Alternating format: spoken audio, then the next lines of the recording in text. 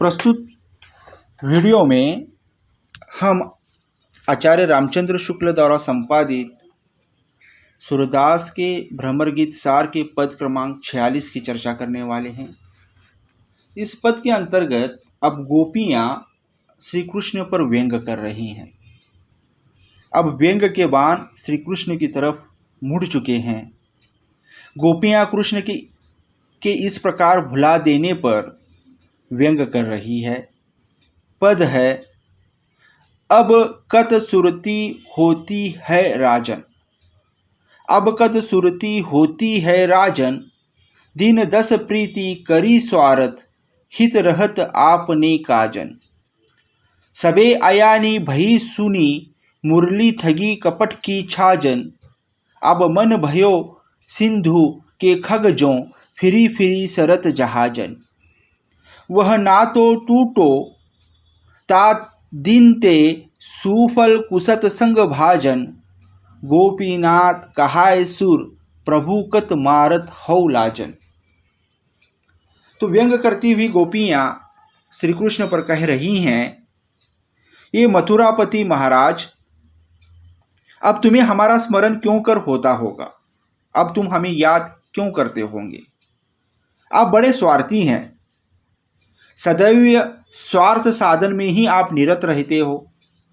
उसी प्रवृत्ति के परिणाम स्वरूप हमने भी अल्प समय के लिए, जब तक आपकी स्वार्थ साधना हो सकती थी तभी तक प्रेम किया, और अब हमें विस्मृत कर दिया है।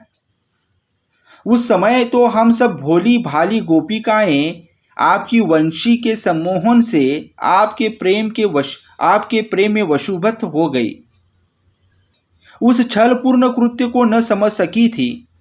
अब हमारे मन की गति ऐसी हो गई है, जिस प्रकार सागर का पक्षी इधर उधर से निराश होकर अपने आश्रय के लिए जहाजों का ही आश्रय लेता है। भाव यह है कि आज मन संसार के समस्त आकर्षणों से विरक्त होकर कृष्ण प्रेम में ही लगता है।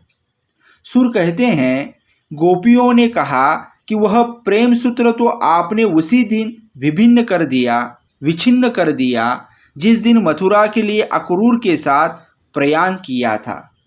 अब तो व्यर्थ में ही आप गोपीनाथ कहलाकर हमें लोकापवाद के अपयश का भागी बना रहे हो। तो यहाँ पर अपने मन की दशा का चित्रण गोपियाँ उद्धव के सम्मुख कर रही हैं। प्रस्तुत पद में अंत्यानुप्रास, प्रस्तुत पद के काव्य सौंदर्य की बात करें तो प्रस्तुत पद में अंत्यानुप्रास एवं उपमा अलंकार है। कपट की छाजन में मुहावरे का सुंदर प्रयोग हुआ है। विरह में युक्त प्रिय को इस बात की बड़ी आकांक्षा रहती है कि प्रेमी भी हमारा ध्यान करता होगा या नहीं। यह प्रेम की मनोवैज्ञानिकता है जो इस पद में भी परिलक्षित होती है। इस पद में कृष्ण पर मधुर व्यंग कसा गया है। यहाँ गोपियों का वाक् चातुर्य दर्शनीय है। प्रस्तुत पद राग मल्लार में गाया जाता है। धन्यवाद।